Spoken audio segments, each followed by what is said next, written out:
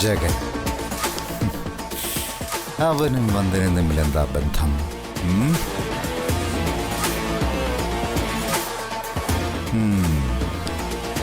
അവനെന്തിനാ അവളെ രക്ഷിക്കാൻ പിറകെ കൂടിയത്?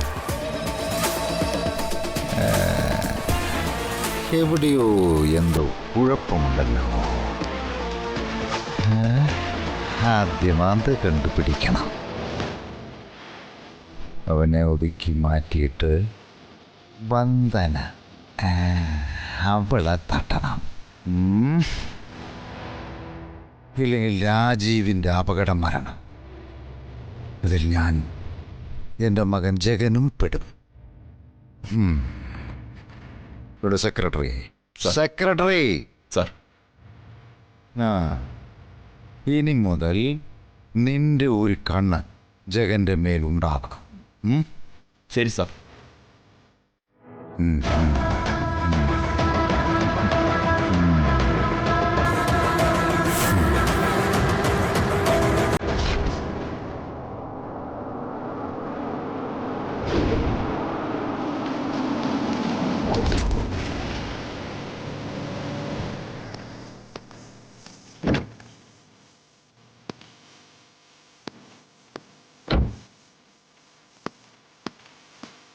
Good morning sir. Good morning. എല്ലാം ഓക്കെ അല്ലേ? എല്ലാം ഓക്കെയാണ് സർ. ഗുഡ്. അധികം താമസിയാതെ അവരിങ്ങെത്തും.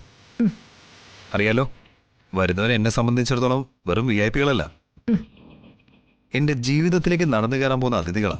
സർ, സാറിന്റെ ഗസ്റ്റുകൾക്ക് യാതൊരു കുറവും വരാതെ നോക്കിക്കോളാം സർ. വെൽക്കം ഡ്രിങ്ക് മുതൽ അത്താഴം വരെയുള്ള എല്ലാ കാര്യങ്ങളും സെറ്റാണ് സർ. എല്ലാ കാര്യങ്ങളും ഒരു പരാതി വരാത്ത രീതിയിൽ കൂടെ നിന്ന് നോക്കണം സർ.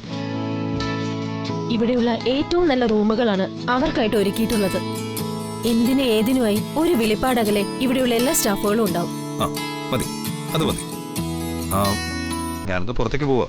കല്യാണല്ലേ, കുറച്ച് കാര്യങ്ങൾ ചെയ്യാനുണ്ട്. ശരി സർ. ഓക്കെ. ഓക്കെ.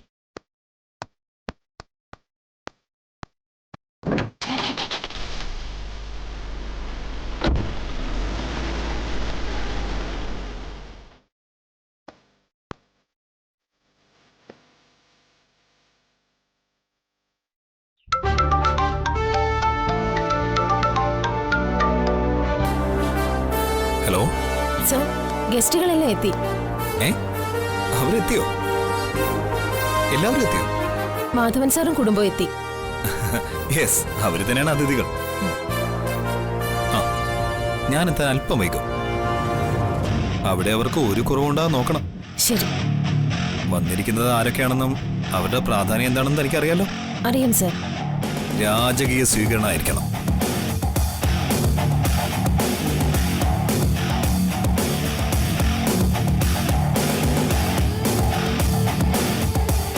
എല്ലാം ചെയ്യാം സർ. ശരി, താൻ ഫോൺ വെച്ചിട്ട് അവരുടെ കാര്യങ്ങൾ ശ്രദ്ധിക്കുക. ശരി സർ. പിന്നെ അവരുടെ ഭാഗത്ത് നിന്ന് എന്തെങ്കിലും കംപ്ലൈന്റ് വന്നാൽ എന്താ സംഭവിക്കാന്നറിയാലോ? അറിയാം സർ. സസ്പെൻഷൻ. No, dismissal.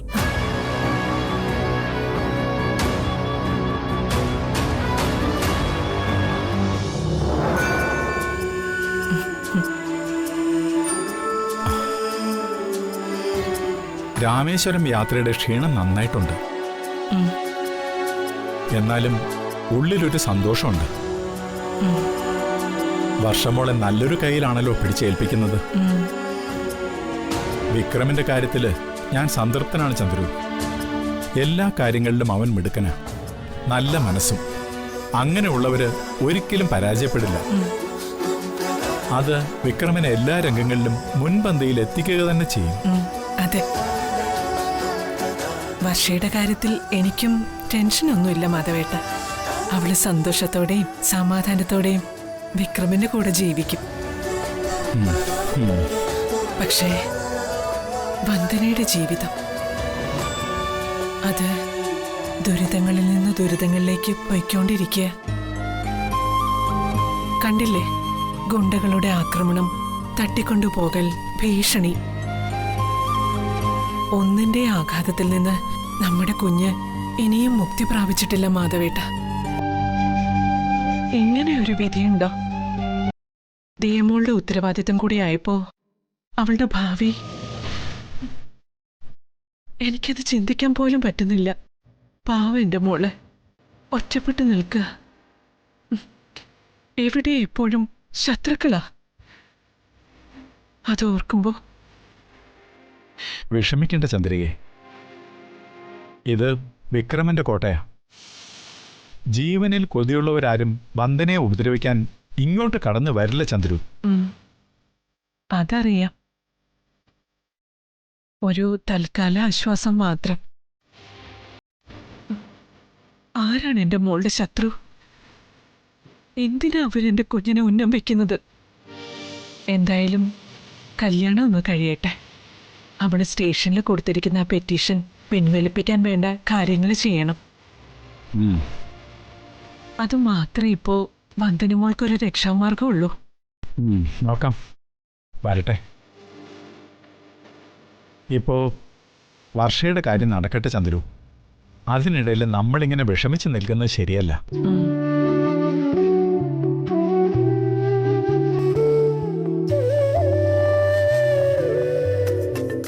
ഹരിമോളെ, സാധാരണ വധുവിന്റെ വീട്ടുകാർ പണം മുടക്കിയ ഗസ്റ്റ് ഹൗസ് എടുക്കുന്നതും മറ്റ് സൗകര്യങ്ങളൊക്കെ അറേഞ്ച് ചെയ്യുന്നതും ഇവിടെ നേരെ മറിച്ചാ.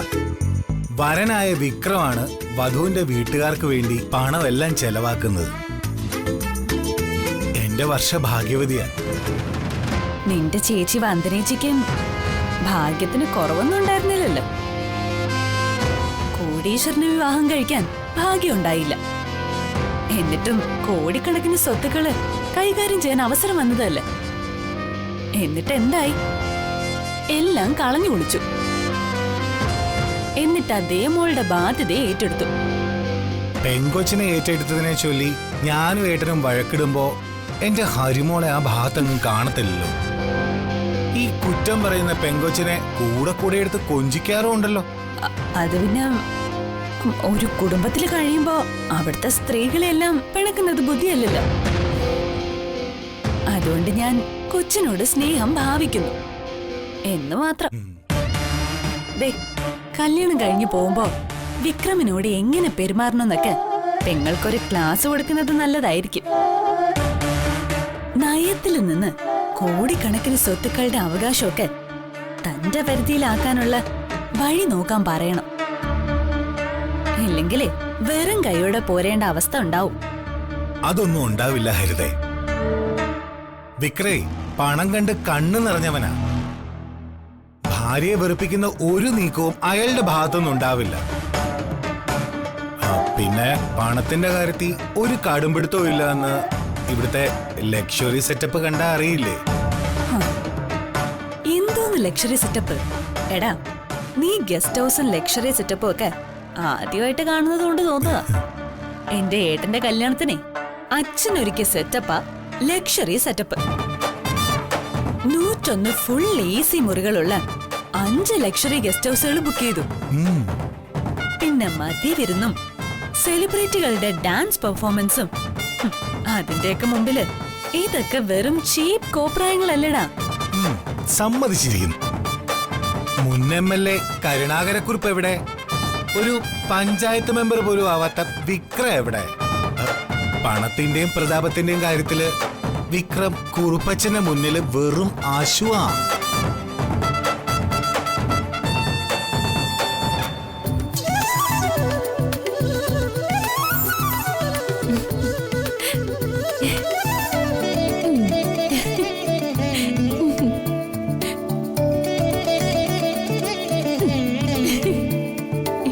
നിനക്കെന്താടി വട്ടുപിടിച്ച? എന്താ ഈ കാണിക്കുന്നേ? ഇന്ന് വരെ ഇങ്ങനെ പൊങ്ങയും താഴെയും ചെയ്യുന്ന മെത്ത ഞാൻ കണ്ടിട്ടുണ്ടോ? അങ്ങനെ മെത്തയുള്ള ഏതെങ്കിലും ഒരു മുറിയില് നിങ്ങൾ എന്നെ കൊണ്ടുപോയിട്ടുണ്ടോ? ഓ പിന്നെ, ഇനി അതിന്റെ ഒരു കുറവേ ഉള്ളൂ. അതെ, അതൊരു കുറവ് തന്നെയാ. കിറുകിറാന്ന് കരയുന്ന ഒരു പൊളിഞ്ഞ കട്ടിലും മരം പോലത്തെ ഒരു മെത്തയും. അതിൽ കിടന്നെന്റെ നട്ടില് തേഞ്ഞൊട്ടിരിക്കുക. ഓ, ഞാനൊരു നല്ല മെത്ത വാങ്ങണോന്ന് എത്ര നാളായിട്ട് പറയുന്നു. പ്രകാശേട്ടൻ കേട്ടോ? പിന്നെ സപ്രപഞ്ചത്തിൽ കിടന്ന് വളർന്നവളല്ലേ നീയേ.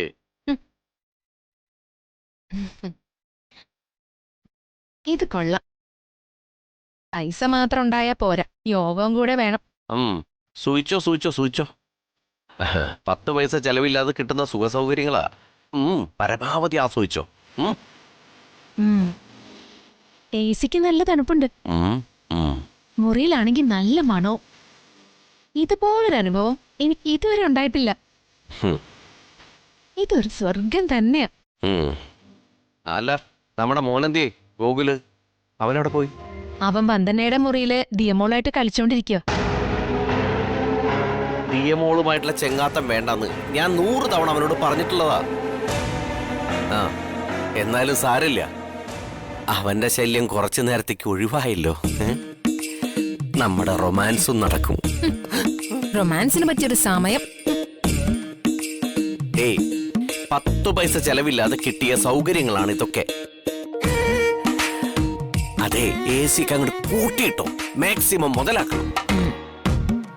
ഓ, അതാണ് കാര്യം. അല്ല, അത് മാത്രമല്ല, കുറെ നാളായി മനസ്സിൽ കൊണ്ടുനടക്കുന്ന ഒരു ആഗ്രഹമുണ്ട്. എന്ത്?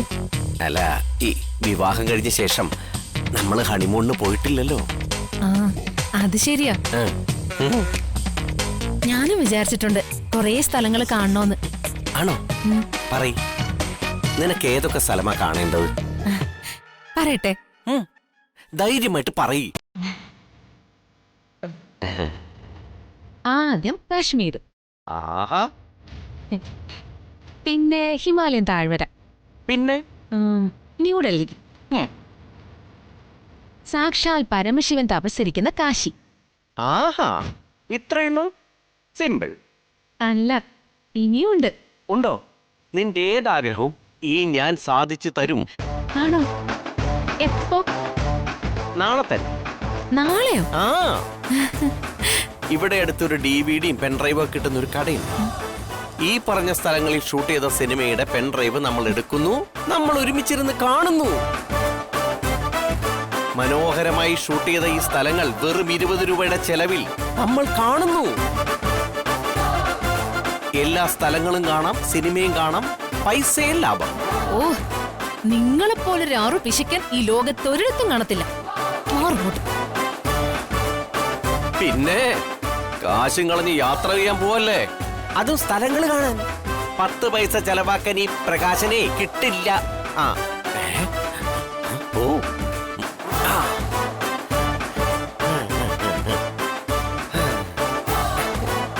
കൊള്ളാലോ.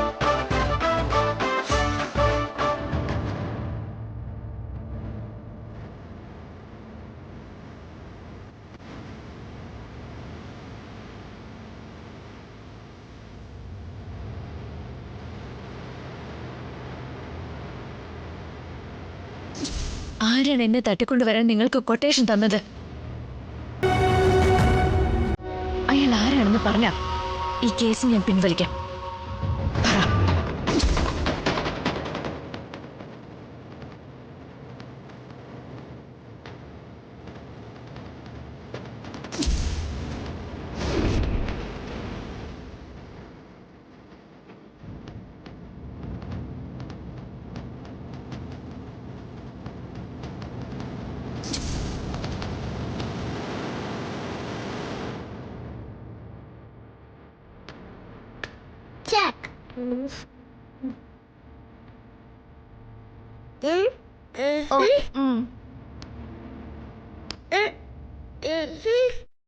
നീ കള്ളക്കളിയാ കളിച്ചേ? ഞാനല്ല കള്ളക്കളി കളിച്ച, ഗോകുലേട്ടനാ. അയ്യോ, രാജാവ് പെട്ടല്ലോ. ഇനി എന്ത് ചെയ്യും? നീ കള്ളക്കളി കളിച്ചതാ. വേണ്ട, വന്ദനാമ്മേ, ഗോകുലേട്ടനാ കള്ളം പറയുന്നത്. ഞാനല്ല കള്ളം പറഞ്ഞത്, ദിയയാ. മതി, തർക്കം വേണ്ട. കളിയിൽ തോറ്റ സമ്മതിച്ചു കൊടുക്കണം. എങ്കിൽ ശരി, ആദ്യം തൊട്ട് കളിക്കാം.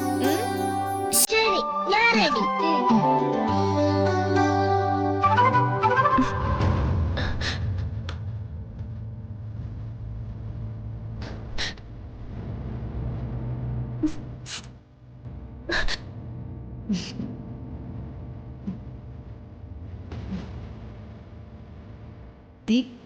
ഇങ്ങനെ ഫോൺ വിളിച്ചാ വിക്രമിനോട് കല്യാണശേഷം എന്തെങ്കിലും പറയാൻ ബാക്കി വെക്കണ്ടേ?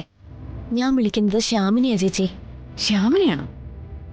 ഞാൻ കരുതി വിക്രമിനെ ആയിരിക്കുമെന്ന്. ശ്യാമുക്ക് നേരത്തെ എത്തുമായിരിക്കും അല്ലേ? ഇല്ല ചേച്ചി, അവനെ വിളിച്ചിട്ട് ഫോൺ എടുക്കുന്നില്ല. എന്റെ ഫോൺ അവൻ അറ്റൻഡ് ചെയ്യാത്തതാ. ശ്യാം നിന്റെ ബെസ്റ്റ് ഫ്രണ്ട് അല്ലേ, അവരെങ്ങനെ ചെയ്യൂ? അങ്ങനെ ആയിരുന്നില്ല ചേച്ചി. അവൻ എന്ത് പറ്റിയെന്ന് എനിക്ക് മനസ്സിലാവുന്നില്ല. വല്ലാത്തൊരു മിസ്സിങ്. അവനിപ്പോ കോളേജിലും കൃത്യമായിട്ട് വരുന്നില്ലെന്നാ ഫ്രണ്ട്സ് പറഞ്ഞത്.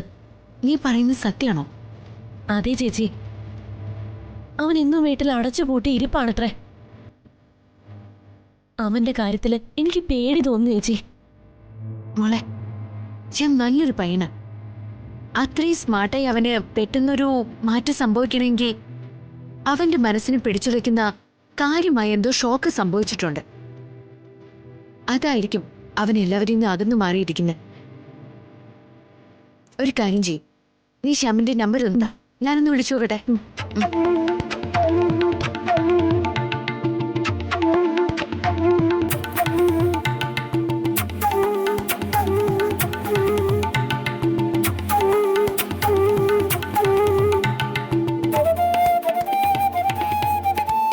എടുക്കുന്നില്ല. എനിക്ക് പേടി തോന്നുന്നു ചേച്ചി. മോള് വിഷമിക്കണ്ട. കല്യാണം കഴിഞ്ഞ് വിക്രമിനെയും കൂട്ടി അടുത്ത ദിവസം തന്നെ ശ്യാമിന്റെ വീട്ടിൽ ചെന്ന് ശ്യാമിനെ ഒന്ന് കണ്ടാ മതി. അത് അവനൊരു സർപ്രൈസും ആവും.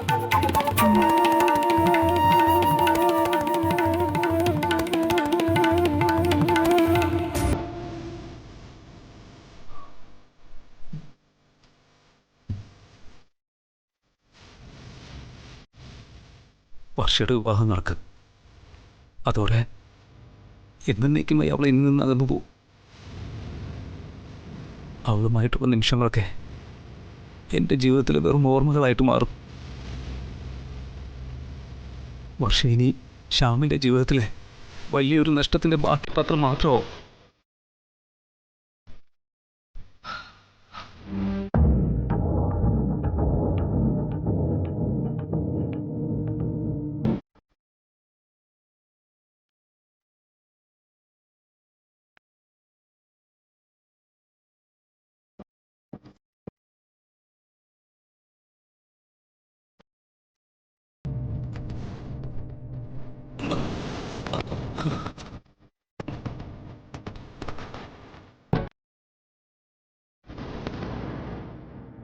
വിക്രം കെ മേനോൻ. ഇതെന്താ കല്യാണക്കത്ത്? ആരുടെ കല്യാണക്കത്ത്?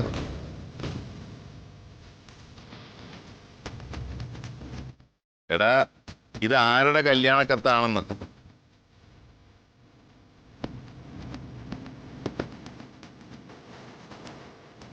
ഇത് ആരുടെ കല്യാണക്കുറിയാ?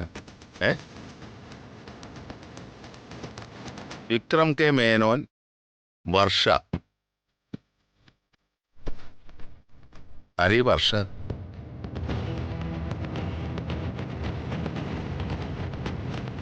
ഞാൻ ചോദിച്ചത് നീ കേട്ടില്ലേ? ഇത് ആരുടെ കല്യാണക്കുറിയാണെന്ന്? എൻ്റെ കൂടെ കോളേജിൽ പഠിക്കുന്ന കുട്ടിയുടെ കല്യാണക്കുറിയാ. കൂടെ പഠിക്കുന്ന കുട്ടിയുടെ കല്യാണക്കത്താണല്ലേ? എന്തായാലും കണ്ടിട്ട് അച്ഛനമ്മമാരുടെ സമാധാനത്തോടെ നടക്കുന്ന ഒരു കല്യാണമാണെന്നാ തോന്നുന്നത്. അതെ. അല്ല, നീ പോകുന്നില്ല? കൂടെ പഠിക്കുന്ന ഒരു കുട്ടി കല്യാണം വിളിച്ചാൽ പോകുന്നതല്ലേ അതിൻ്റെ ഒരു മര്യാദ. അത് പിന്നെ അച്ഛാ, എനിക്കൊരുപാട് പഠിക്കാനുണ്ട്. ശ്രീമതി ചന്ദ്രിക പെണ്ണിന്റെ അമ്മയാ അല്ലേ? ആ പേരിനോട് തന്നെ എനിക്ക് വെറുപ്പാ. ചന്ദ്രിക. ഇതേതോ നല്ല സ്ത്രീ ആയിരിക്കും. അതാ മോളുടെ കല്യാണം അന്തസ്സായിട്ട് നടത്തുന്നത്. ഓ, കണ്ടുപിടുത്തത്തിന് നന്ദി.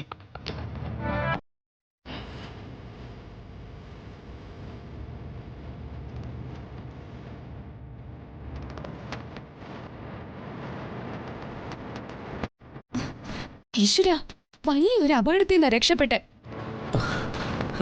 ഇനി നിന്റെ മൊബൈലിൽ നിന്ന് വർഷയുടെ പേരോ ഫോട്ടോയോ എങ്ങാനും അച്ഛൻ കണ്ട എല്ലാം തീർന്നു. ഇല്ല, അവളുടെ ഫോട്ടോ എല്ലാം നീ ഡിലീറ്റ് ചെയ്ത് കളാ. അമ്മേ,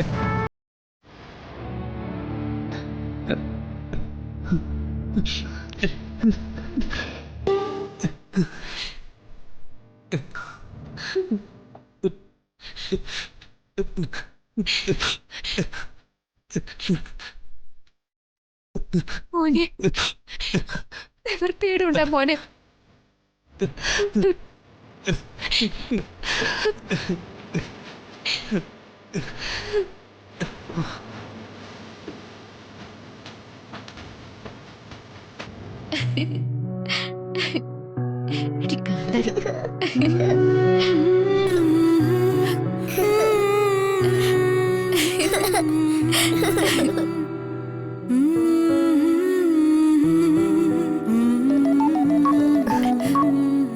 ആരെ വിളിക്കുന്നേ? എന്റെ ഫ്രണ്ട്സാ ചേച്ചി. ആ പറയടി, ഏതുവരെയായി? ഏതുവരെ ആയെന്നോ? ഞങ്ങളെല്ലാം വന്നിട്ടുണ്ട്, പുറത്ത് വെയിറ്റ് ചെയ്യാ. ആണോ? ഞാനിത് എത്തിക്കഴിഞ്ഞു. ചേച്ചി, ശ്യാമും കൂട്ടുകാരൊക്കെ വന്നിട്ടുണ്ട്. ഞാൻ അവരെ കണ്ടിട്ട് വരാം. ശരി.